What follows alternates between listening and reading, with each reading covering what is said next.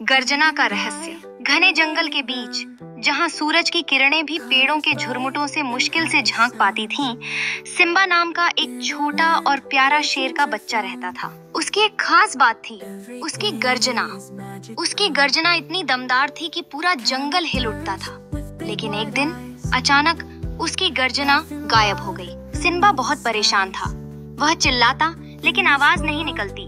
बिना गर्जना के वह खुद को कमजोर और अकेला महसूस करने लगा। उसके दोस्त भी अब उससे दूर दूर रहने लगे थे। सिम्बा के दिल में डर था कि वह अब कभी गर्जना नहीं कर पाएगा। एक रहस्यमयी यात्रा की शुरुआत।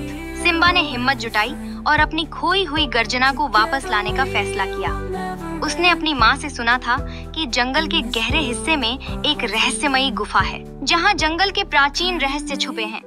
वह तय कर चुका था कि वह वहां जाएगा। पहले चैलेंज, बोलते हुए पत्थर। गुफा तक पहुंचने के रास्ते में सिम्बा को एक नदी पार करनी थी, लेकिन नदी के पास कुछ अजीब पत्थर थे जो अचानक बोलने लगे। जो सच्चा साहसी है वही आगे बढ़ सकता है।